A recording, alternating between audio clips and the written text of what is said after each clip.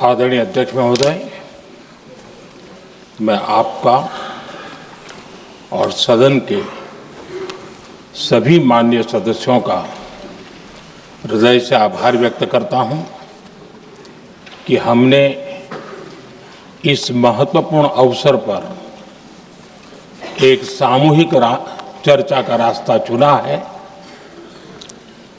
जिस मंत्र ने, जिस जयघोष ने देश की आजादी के आंदोलन को ऊर्जा दी थी, प्रेरणा दी थी, त्याग और तपस्या का मार्ग दिखाया था, उस वंदे मातरम का पुण्य स्मरण करना इस सदन में हम सबका ये बहुत बड़ा सौभाग्य है और हमारे लिए गर्व की बात है कि वंदे मातरम के 150 वर्ष निमित्त इस ऐतिहासिक अवसर के हम साक्षी बन रहे हैं।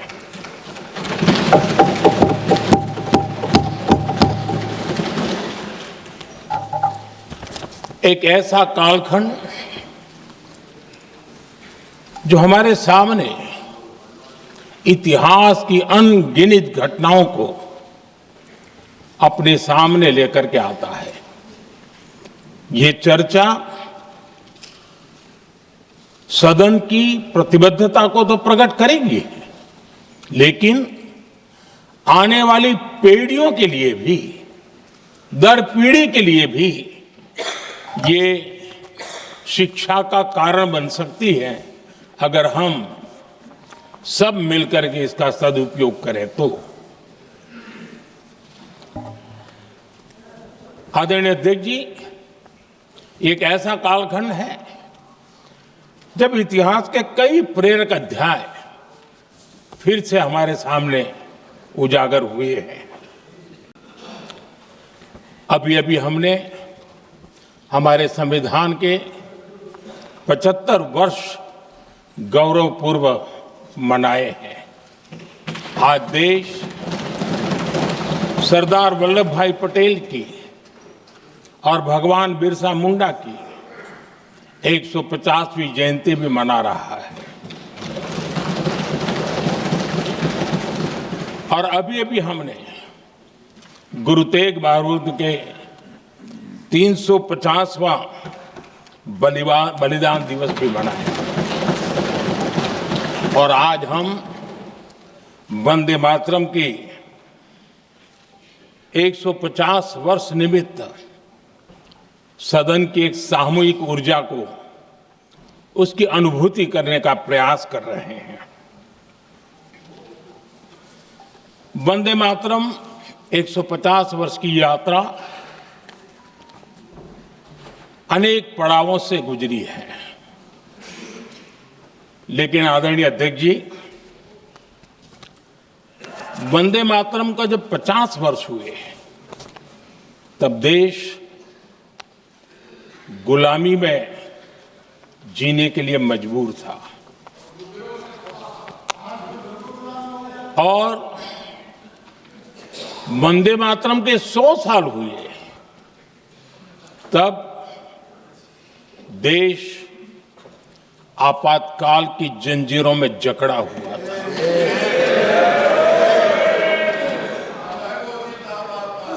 जब वंदे मातरम 100 साल के अत्यंत उत्तम पर्व था, तब भारत के संविधान का गला घोंट दिया गया था। जब वंदे मातरम 100 साल का हुआ, तब देशभक्ति के लिए जीने मरने वाले लोगों को जेल के सलाखों के पीछे बंद कर दिया गया था। जिस वंदे मातरम के गीत ने देश को आजादी की ऊर्जा दी थी, उसके जब 100 साल हुए तो दुर्भाग्य से एक काला कालखंड हमारे इतिहास में उजागर हो गया। हम लोकतंत्र के गिरोह में थे,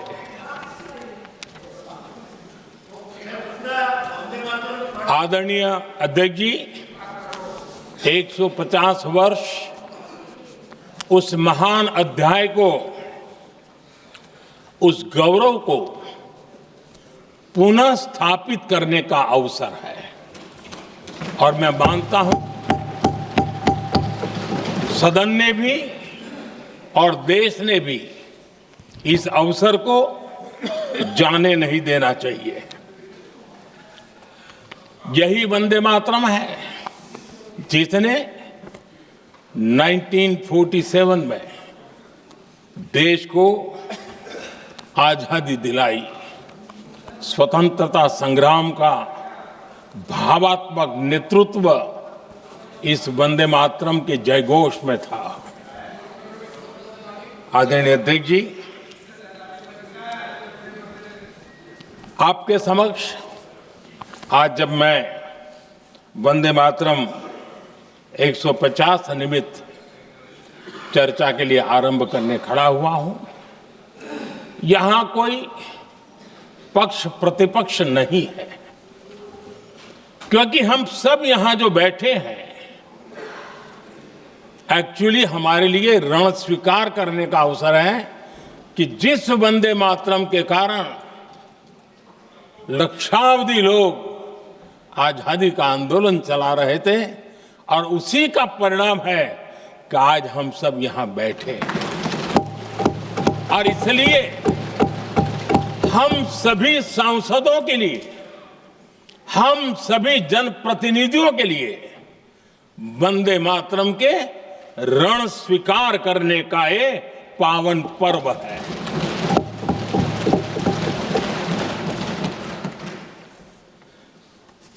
और इससे हम प्रेरणा लेकर के वंदे मातरम की जिस भावना ने देश की आजादी का जंग लड़ा, उत्तर दक्षिण पूर्व पश्चिम पूरा देश एक स्वर से वंदे मातरम बोल के आगे बढ़ा। फिर से एक बार अवसर है, आओ हम सब मिल के चले, देश को साथ लेके चले। आजादी के दीवानों ने जो सपने देखे थे उन सपनों को पूरा करने के लिए वंदे मातरम 150 हम सबकी प्रेरणा बने, हम सबकी ऊर्जा बने और देश आत्मनिर्भर बने। 2047 में विकसित भारत बना करके हम रहे, इस संकल्प को दोहराने के लिए ये वंदे मातरम हमारे लिए एक बहुत बड़ा अवसर है। आदरणीय अध्यक्ष जी, दादा तबीयत तो ठीक है ना? नहीं, कभी कभी इस उम्र में हो जाता है। आदरणीय अध्यक्ष जी, वंदे मातरम की इस यात्रा की शुरुआत बंकिम चंद्र जी ने 1875 में की थी और गीत ऐसे समय लिखा गया था जब 1857 के स्वातंत्र संग्राम के बाद अंग्रेज सल्तनत बौखलाई हुई थी, भारत पर भांति भांति के दबाव डाल रही थी, भांति भांति के जुल्म कर रही थी और भारत के लोगों को मजबूर किया जा रहा था अंग्रेजों के द्वारा। और उस समय उनका जो राष्ट्रीय गीत था, गॉड सेव द क्वीन, इसको भारत में घर घर पहुंचाने का एक षड्यंत्र चल रहा था। ऐसे समय बंकिम दा ने चुनौती दी और ईंट का जवाब पत्थर से दिया और उसमें से वंदे मातरम का जन्म हुआ।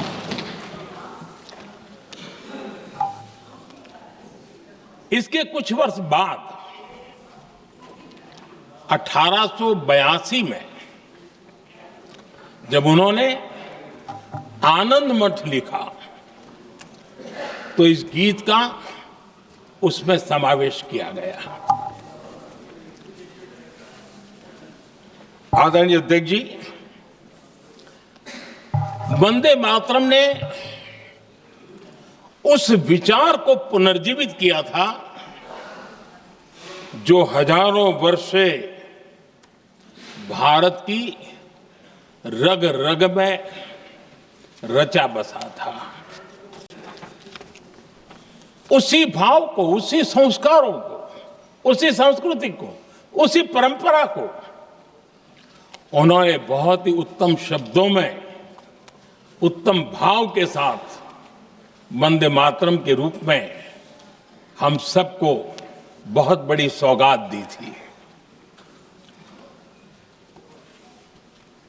वंदे मातरम ये सिर्फ केवल राजनीतिक आजादी की लड़ाई का मंत्र नहीं था। सिर्फ हम अंग्रेज जाए और हम खड़े हो जाए, अपने राह पर चले, इतने मात्र तक वंदे मातरम प्रेरित नहीं करता था, उससे कहीं आगे था। आजादी की लड़ाई इस मातृभूमि को मुक्त कराने का भी जंग था। अपनी मां भारती को उन बेड़ियों से मुक्ति दिलाने का एक पवित्र जंग था। और वंदे मातरम की पृष्ठभूमि हम देखें, उसके संस्कार सरिता देखें, तो हमारे यहां वेद काल से एक बात बार बार हमारे सामने आई है। जब वंदे मातरम कहते हैं तो वही वेद काल की बात हमें याद आती है।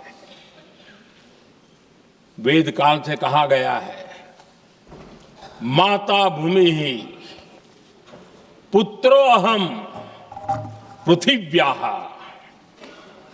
अर्थात ये भूमि मेरी माता है और मैं पृथ्वी का पुत्र हूं।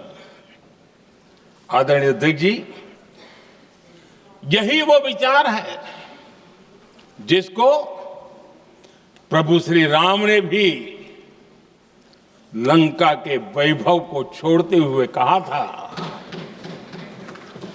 जननी जन्मभूमिश्च स्वर्गादपि गरीयसी।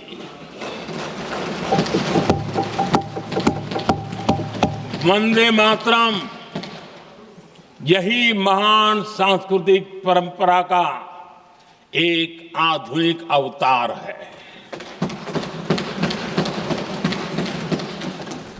आदरणीय अध्यक्ष जी, बंकिम दा ने जब वंदे मातरम की रचना की तो स्वाभाविक ही वो स्वतंत्रता आंदोलन का स्वर बन गया। पूरब से पश्चिम, उत्तर से दक्षिण, वंदे मातरम हर भारतीय का संकल्प बन गया। इसलिए वंदे मातरम की स्तुति में लिखा गया था, मातृभूमि स्वतंत्रता की वेदिका पर मदोमय, मातृभूमि स्वतंत्रता की वेदिका पर मोदमय, स्वार्थ का बलिदान है यह शब्द है वंदे मातरम।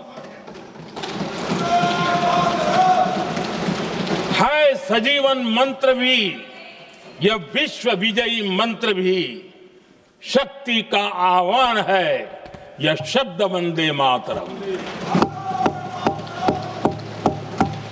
उष्ण शोणित से लिखो, वक्षस्थली को चीरकर, वीर का अभिमान है यह शब्द वंदे मातरम।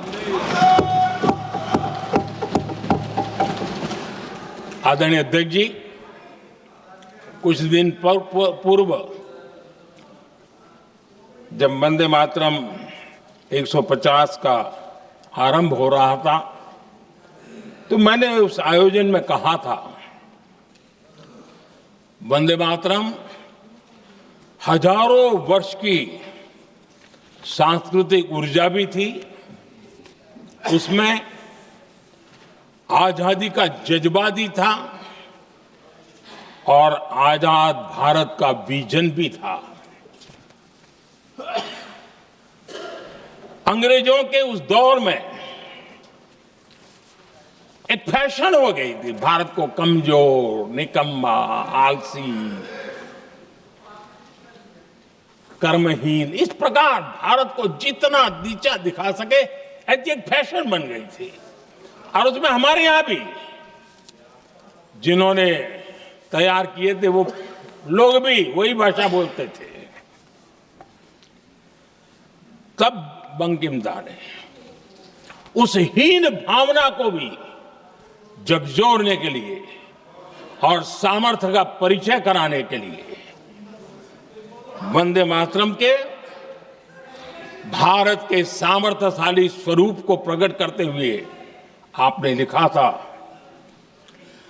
तम ही दुर्गा दश प्रहरण धारिणी, कमला कमल दल विहारिणी, वाणी विद्या दायिनी, नमामि त्वाम नमामि कमलाम, अमलाम अतुलाम, सुजलाम सुफलाम, मातरम वंदे मातरम। अर्थात भारत माता ज्ञान और समृद्धि की देवी भी है और दुश्मनों के सामने अस्त्र शस्त्र धारण करने वाली चंडी भी है। अध्यक्ष जी, ये शब्द, ये भाव, ये प्रेरणा गुलामी की हताशा में हम भारतीयों को हौसला देने वाले थे। इन वाक्यों ने तब करोड़ों देशवासियों को यह एहसास कराया कि लड़ाई किसी जमीन के टुकड़े के लिए नहीं है। ये लड़ाई सिर्फ सत्ता के सिंहासन को कब्जा करने के लिए नहीं है। ये गुलामी की बेड़ियों को मुक्त कर हजारों साल की महान जो परंपराएं थी, महान संस्कृति, जो गौरवपूर्ण इतिहास था, उसको फिर से पुनर्जन्म कराने का संकल्प इसमें था।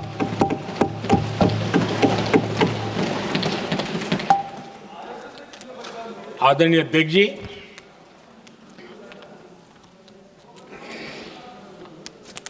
वंदे मातरम, इसका जो जन जन से जुड़ाव था, ये हमारे स्वतंत्र संग्राम की एक लंबी गाथा अभिव्यक्त होती है।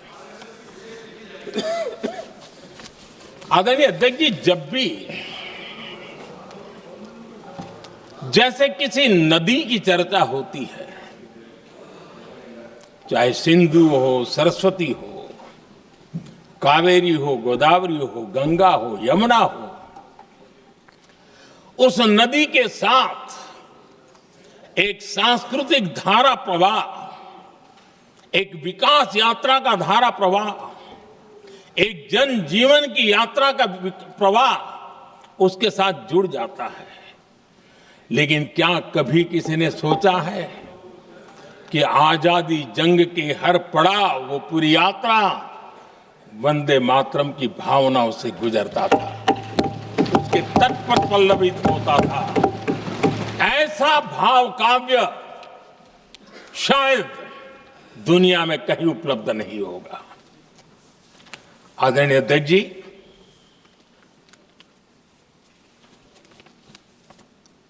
अंग्रेज समझ चुके थे कि 1857 के बाद लंबे समय तक भारत में टिकना उनके लिए मुश्किल लग रहा था। और जिस प्रकार से वो अपने सपने लेकर के आए थे, तब उनको लगा कि जब तक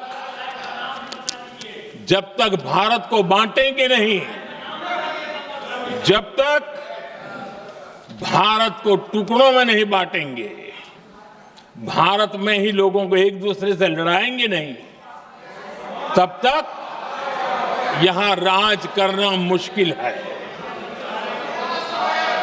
और अंग्रेजों ने बांटो और राज करो इस रास्ते को चुना और उन्होंने बंगाल को इसकी प्रयोगशाला बनाया, क्योंकि अंग्रेज भी जानते थे वो एक वक्त था जब बंगाल का बौद्धिक सामर्थ्य देश को दिशा देता था, देश को ताकत देता था, देश को प्रेरणा देता था। और इसलिए अंग्रेज भी चाहते थे कि बंगाल का ये जो सामर्थ्य है वो पूरे देश की शक्ति का एक प्रकार से केंद्र बिंदु है। और इसलिए अंग्रेजों ने सबसे पहले बंगाल के टुकड़े करने की दिशा में काम किया। और अंग्रेजों का मानना था कि एक बार बंगाल टूट गया तो ये देश भी टूट जाएगा और वो यावत चंद्र दिवाकरो राज करते रहेंगे, ये इनकी सोच थी। 1905 में अंग्रेजों ने बंगाल का विभाजन किया, लेकिन जब अंग्रेजों ने 1905 में ये पाप किया तो वंदे मातरम चट्टान की तरह खड़ा रहा। बंगाल की एकता के लिए वंदे मातरम गली गली का नाद बन गया था और वही नारा प्रेरणा देता था। अंग्रेजों ने बंगाल विभाजन के साथ ही भारत को कमजोर करने के बीच और अधिक बोने की दिशा पकड़ ली थी, लेकिन वंदे मातरम एक स्वर एक सूत्र के रूप में अंग्रेजों के लिए चुनौती बनता गया और देश के लिए चट्टान बनता गया। आदरणीय अध्यक्ष जी, बंगाल का विभाजन तो हुआ, लेकिन एक बहुत बड़ा स्वदेशी आंदोलन खड़ा हुआ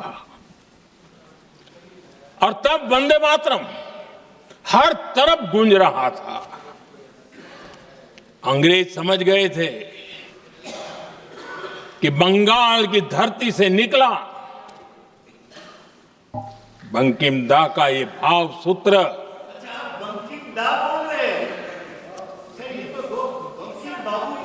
बंकिम बाबू बोले। अच्छा, thank you thank you thank you thank you thank you, आपकी भावनाओं के लिए मैं आदर करता हूं। बंकिम बाबू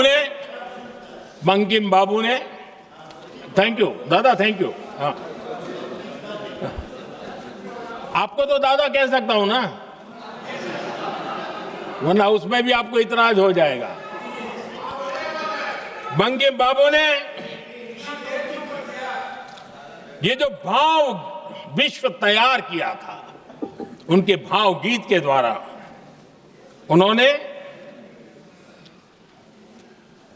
अंग्रेजों को हिला दिया। और अंग्रेजों ने देखिए कितनी कमजोरी होगी और इस गीत की ताकत कितनी होगी, अंग्रेजों ने उसको कानूनी रूप से प्रतिबंध लगाने के लिए मजबूर होना पड़ा था। गाने पर सजा, छापने पर सजा, इतना ही नहीं वंदे मातरम शब्द बोलने पर भी सजा, इतने कठोर कानून लागू कर दिए गए थे। हमारे देश की आजादी के आंदोलन में सैकड़ों महिलाओं ने नेतृत्व किया, लक्षावधि महिलाओं ने योगदान दिया। एक घटना का मैं जिक्र करना चाहता हूं। 22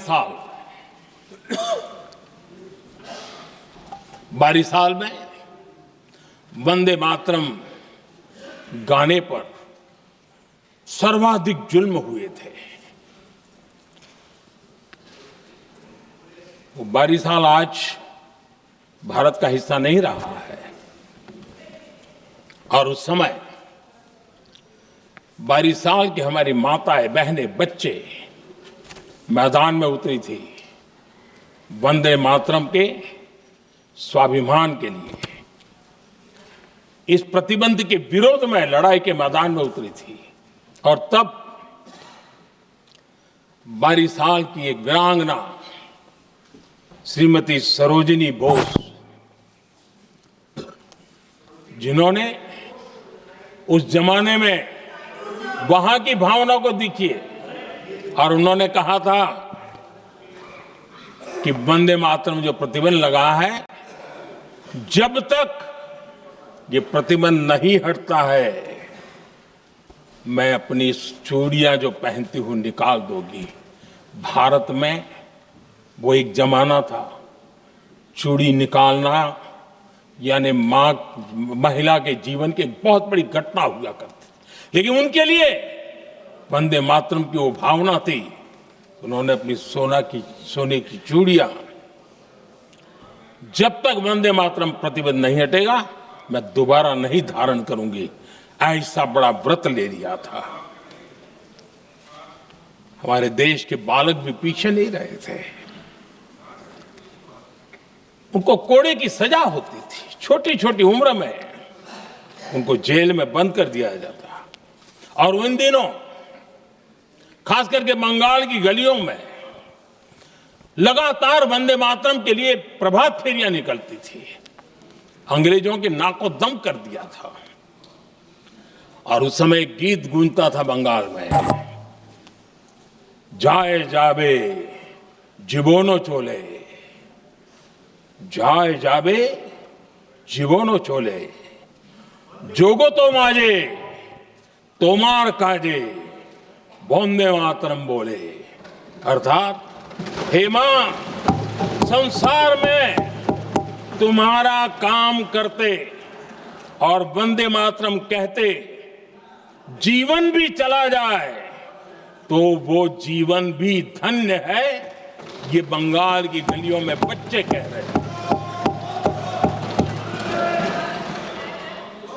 ये गीत उन बच्चों की हिम्मत का स्वर था और उन बच्चों की हिम्मत ने देश को हिम्मत दी थी। बंगाल की गलियों से निकली आवाज देश की आवाज बन गई थी।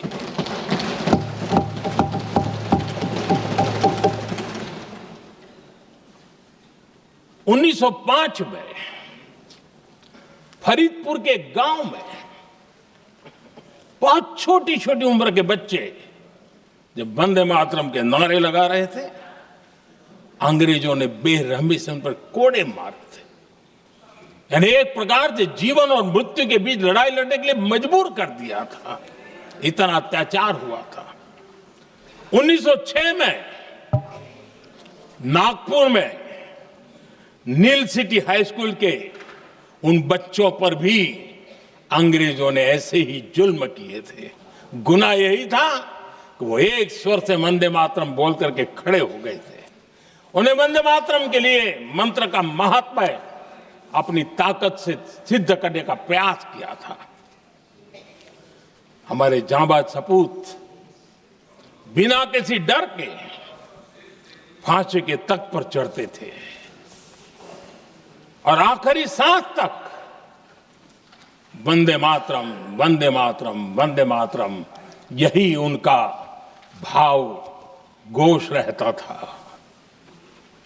खुदीराम बोस, मदनलाल ढींगरा, राम प्रसाद बिस्मल, अशफाकुल्ला खान, रोशन सिंह, राजेंद्र नाथ लाहिड़ी, रामकृष्ण विश्वास, अनगिनत जिन्होंने वंदे मातरम कहते कहते फांसी के फंदे को अपने गले पर लगाया था। लेकिन देखिए, ये अलग अलग जेलों में होता था, अलग अलग इलाकों में होता था। प्रक्रिया करने वाले चेहरे अलग थे, लोग अलग थे, जिन पर जुल्म हो रहा था उनकी भाषा भी अलग थी, लेकिन एक भारत श्रेष्ठ भारत, इन सब का मंत्र एक ही था, वंदे मातरम।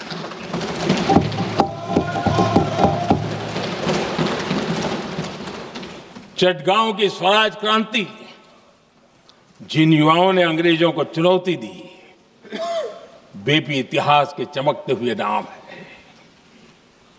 हरगोपाल बाग, पुलिन विकास घोष, त्रिपुर सेन, इन सब ने देश के लिए अपना बलिदान दिया। मास्टर सूर्यसेन को 1934 में जब फांसी दी गई, तब उन्होंने अपने साथियों को एक पत्र लिखा और पत्र में एक ही शब्द की गूंज थी और वो शब्द था वंदे मातरम।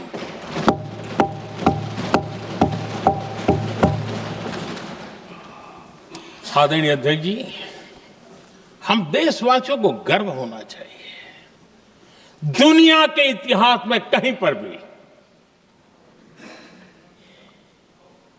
ऐसा कोई काव्य नहीं हो सकता, ऐसा कोई भावगीत नहीं हो सकता जो सदियों तक एक लक्ष्य के लिए कोटि कोटि जनों को प्रेरित करता हो और जीवन आहूत करने के लिए निकल पड़ते हो।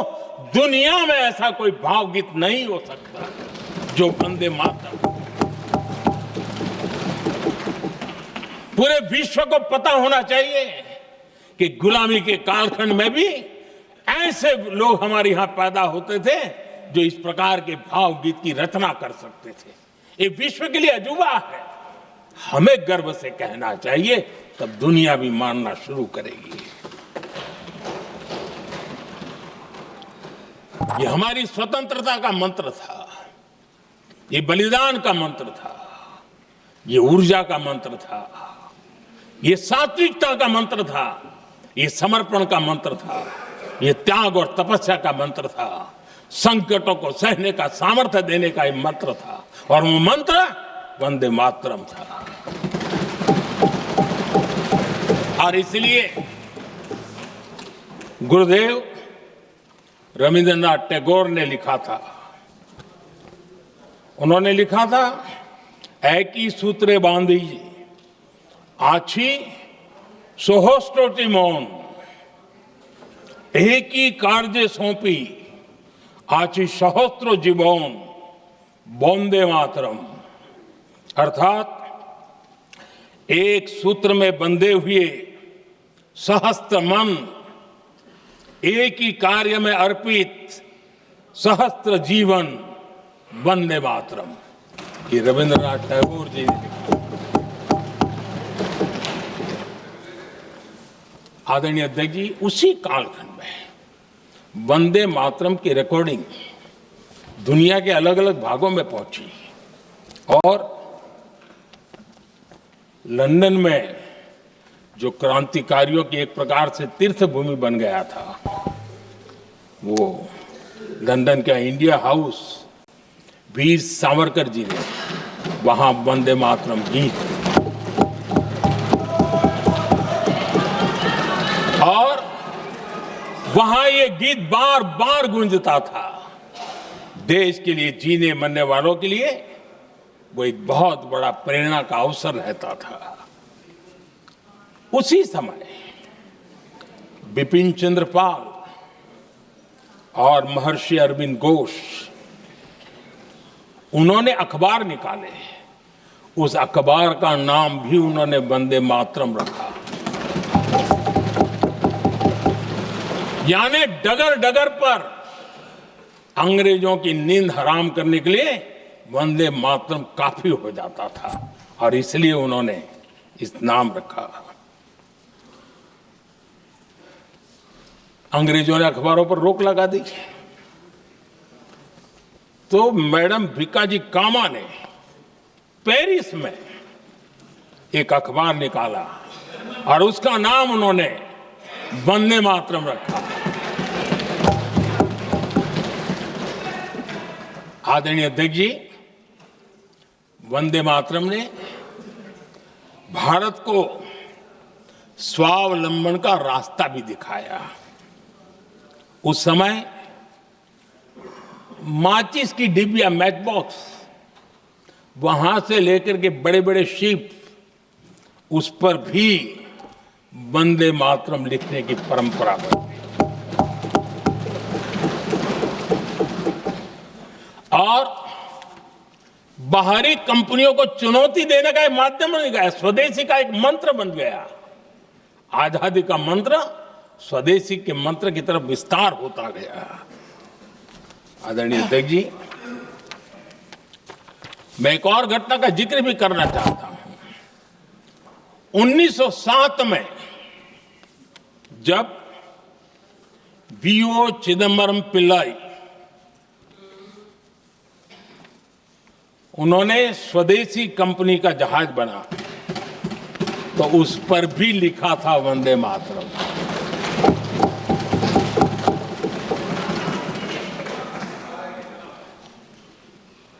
राष्ट्रकवि सुब्रमण्य भारती ने वंदे मातरम को तमिल में अनुवाद किया, स्तुति गीत लिखे। उनके कई तमिल देशभक्ति गीतों में वंदे मातरम की श्रद्धा साफ साफ नजर आती है।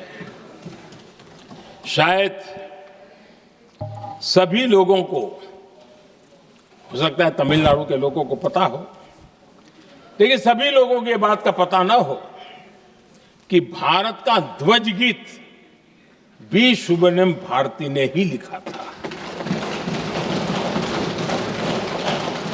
उस ध्वज गीत का वर्णन, जिस पर वंदे मातरम लिखा हुआ था, तमिल में इस ध्वज गीत का शीर्षक था ताइन माणी कोडी पारीर, तालंदु पणिंदु पुलहिंद्रु वारीर। अर्थात देश प्रेमियों, दर्शन कर लो, सविनय अभिनंदन कर लो, मेरी मां की दिव्य ध्वजा का वंदन कर लो।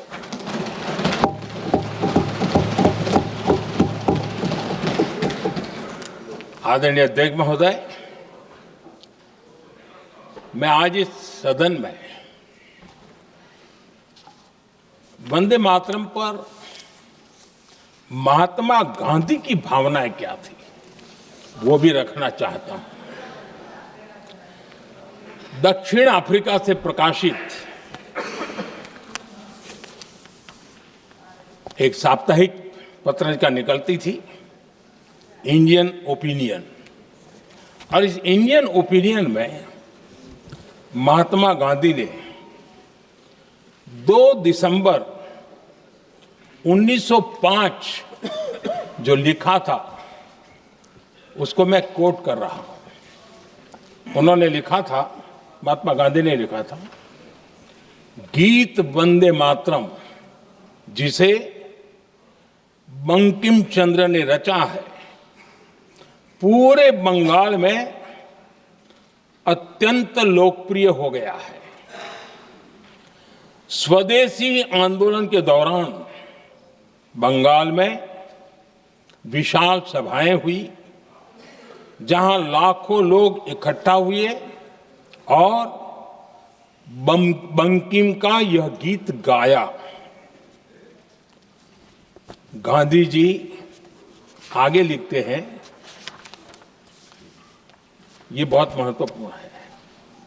वो लिखते हैं, ये 1905 की बात है।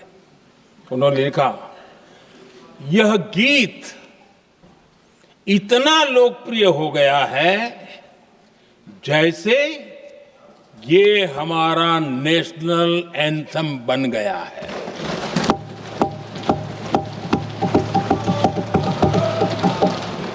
इसकी भावनाएं महान है और यह अन्य राष्ट्रों के गीतों से अधिक मधुर है। इसका एकमात्र उद्देश्य हम में देशभक्ति की भावना जगाना है। यह भारत को मां के रूप में देखता है और उसकी स्तुति करता है। अध्यक्ष जी, जो वंदे मातरम 1905 में महात्मा गांधी को नेशनल एंथम के रूप में दिखता था, देश के हर कोने में, हर व्यक्ति के जीवन में जो भी देश के लिए जीता जानता, देश के लिए जागता था, उन सब के लिए वंदे मातरम की ताकत बहुत बड़ी थी। वंदे मातरम इतना महान था, जिसकी भावना इतनी महान थी, तो फिर पिछली सदी में इसके साथ इतना बड़ा अन्याय क्यों हुआ?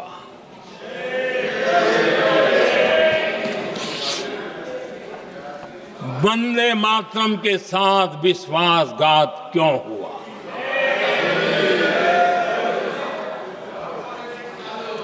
ये अन्याय क्यों हुआ? वो कौन सी ताकत थी जिसकी इच्छा खुद पूज्य बापू की भावनाओं पर भी भारी पड़ गई, जिसने वंदे मातरम जैसी पवित्र भावना को भी विवादों में घसीट दिया। मैं समझता हूं कि आज जब हम वंदे मातरम के 150 वर्ष का पर्व मना रहे हैं, चर्चा कर रहे हैं, तो हमें उन परिस्थितियों को भी हमारी नई पीढ़ियों को जरूर बताना हमारा दायित्व है, जिससे के वजह से वंदे मातरम के साथ विश्वासघात किया गया। वंदे मातरम के प्रति मुस्लिम लीग की विरोध की राजनीति तेज होती जा रही थी। मोहम्मद अली जिन्ना ने लखनऊ से 15 अक्टूबर 1937 को वंदे मातरम के विरुद्ध का नारा बुलंद किया। फिर कांग्रेस के तत्कालीन अध्यक्ष जवाहरलाल नेहरू को अपना सिंहासन डोलता दिखा। बजाय कि नेहरू जी मुस्लिम लीग के आधारहीन बयानों को तगड़ा जवाब देते, करारा जवाब देते, मुस्लिम लीग के बयानों की निंदा करते,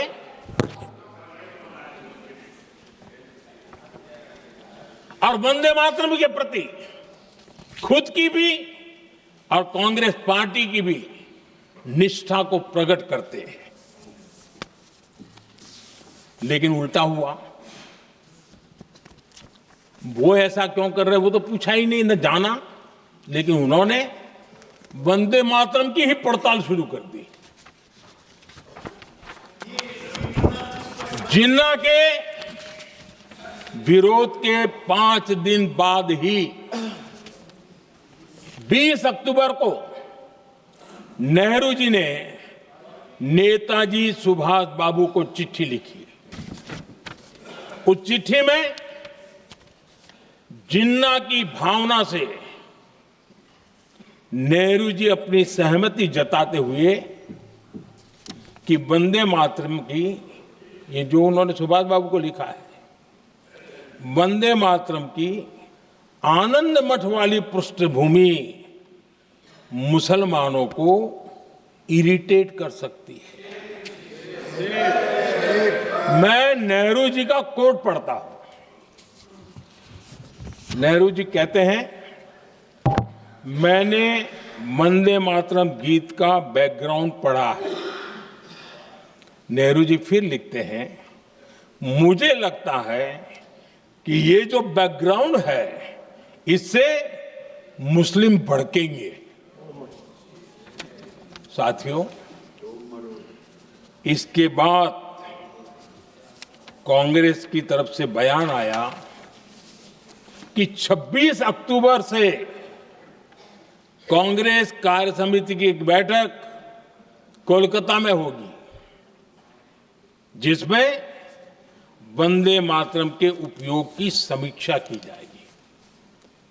बंकिम बाबू का बंगाल, बंकिम बाबू का कोलकाता, और उसको चुना गया और वहां पर समीक्षा करना तय किया। पूरा देश हतप्रभ था, पूरा देश हैरान था। पूरे देश में देशभक्तों ने इस प्रस्ताव के विरोध में देश के कोने कोने में प्रभात फेरियां निकाली, वंदे मातरम गीत गाया। लेकिन देश का दुर्भाग्य कि 26 अक्टूबर को कांग्रेस ने वंदे मातरम पर समझौता कर लिया।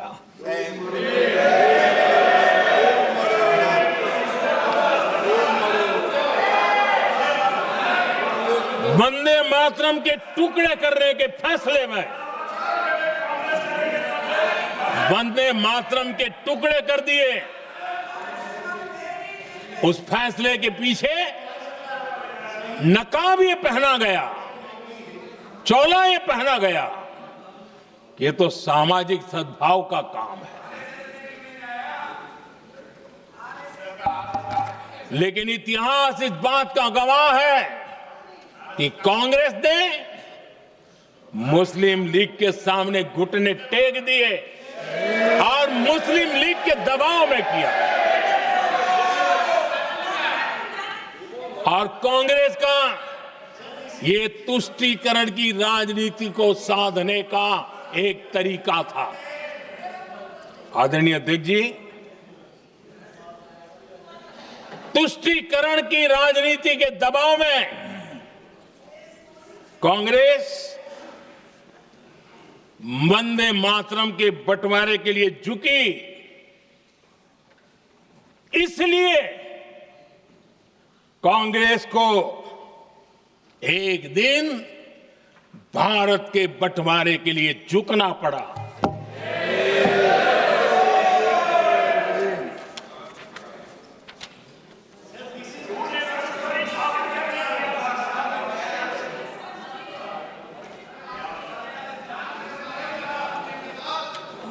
मुझे लगता है कांग्रेस ने आउटसोर्स कर दिया है।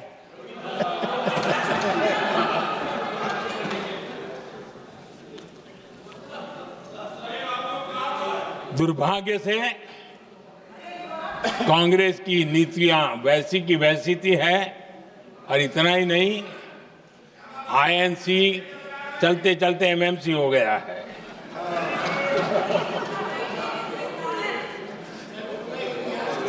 आज भी कांग्रेस और उसके साथी और जिन जिन के नाम साथ कांग्रेस जुड़ा हुआ है, सब वंदे मातरम पर विवाद खड़ा करने की कोशिश करते हैं।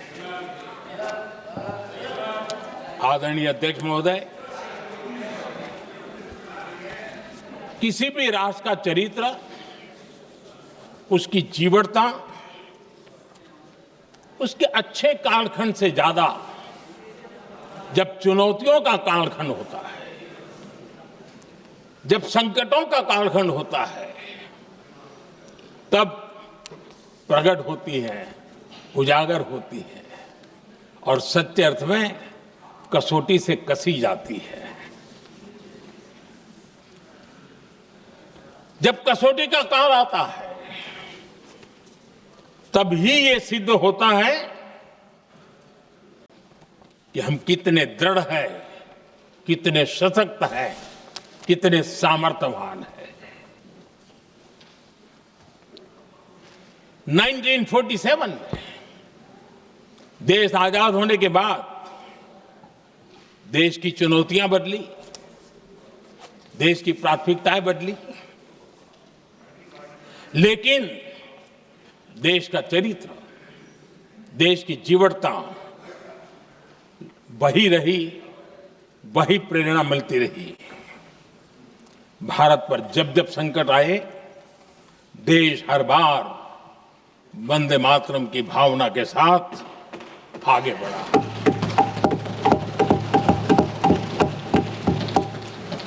बीच का कालखंड कैसा गया जाने दो, लेकिन आज भी 15 अगस्त 26 जनवरी की जब बात आती है, हर घर तिरंगा की बात आती है, चारों तरफ वो भाव दिखता है, तिरंगे झंडे फहराते।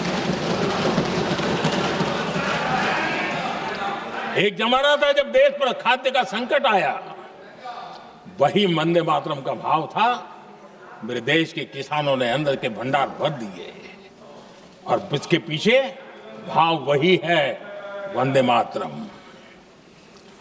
जब देश की आजादी को कुचलने की कोशिश हुई, संविधान के पीठ पे छुरा भोंक दिया गया, आपातकाल थोप दिया गया, यही वंदे मातरम की ताकत थी कि देश खड़ा हुआ और प्रयास करके रहा।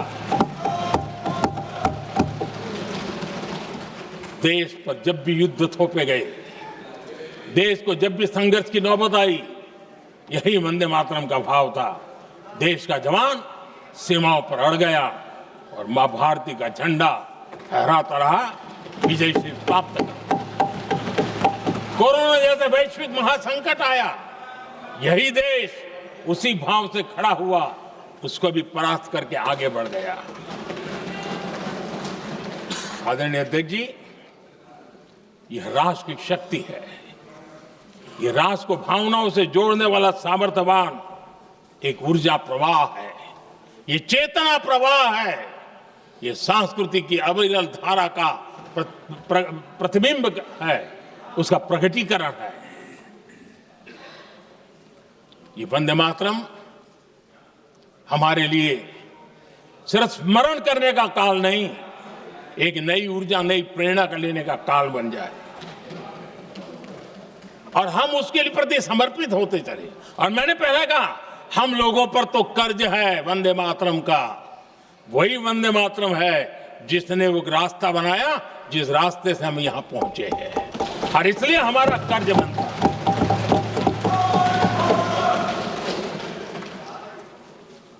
भारत हर चुनौतियों को पार करने में सामर्थ है। वंदे मातरम के भाव की वो ताकत है। वंदे मातरम ये सिर्फ गीत या भावगीत नहीं, ये हमारे लिए प्रेरणा है। राष्ट्र के प्रति कर्तव्यों के लिए हमें झकझोरने वाला काम है और इसलिए हमें निरंतर इसको करते रहना होगा। हम आत्मनिर्भर भारत का सपना लेकर के चल रहे हैं, इसको पूरा कर रहा है। वंदे मातरम हमारी प्रेरणा है। हम स्वदेशी आंदोलन को ताकत देना चाहते हैं। समय बदला होगा, रूप बदले होंगे, लेकिन पूज्य गांधी ने जो भाव व्यक्त किया था, उस भाव की ताकत आज भी मौजूद है और वंदे मातरम हमें जोड़ता है। देश के महापुरुषों का सपना था स्वतंत्र भारत का। देश की आज की पीढ़ी का सपना है समृद्ध भारत का। आजाद भारत का सपने को सिंचा था वंदे भारत की भावना है, वंदे मातरम की भावना ने। समृद्ध भारत के सपने को सिंचेगा वंदे मातरम की भावना। उसी भावना को लेकर के हमें आगे चलना है और हमें आत्मनिर्भर भारत बनाना। 2047 में देश विकसित भारत बन के रहे। अगर आजादी के 50 साल पहले कोई आजाद भारत का सपना देख सकता था, तो 25 साल पहले हम भी तो समृद्ध भारत का सपना देख सकते हैं, विकसित भारत का सपना देख सकते हैं और इस सपने के लिए अपने आप को खपा भी सकते हैं। इसी मंत्र, इसी संकल्प के साथ वंदे मातरम हमें प्रेरणा देता रहे। वंदे मातरम का हम ऋण स्वीकार करें, वंदे मातरम की भावना को लेकर के चले, देशवासियों को साथ लेकर के चले, हम सब मिलकर के चले, इस सपने को पूरा करें। इसी एक भाव के साथ ये चर्चा का आज आरंभ हो रहा है। मुझे पूरा विश्वास है कि दोनों सदनों में देश के अंदर वो भाव भरने वाला कारण बनेगा, देश को प्रेरित करने वाला कारण बनेगा, देश की नई पीढ़ी को ऊर्जा देने का कारण बनेगा। इन्हीं शब्दों के साथ आपने मुझे अवसर दिया, मैं आपका बहुत बहुत आभार व्यक्त करता हूं। बहुत बहुत धन्यवाद। वंदे मातरम, वंदे मातरम।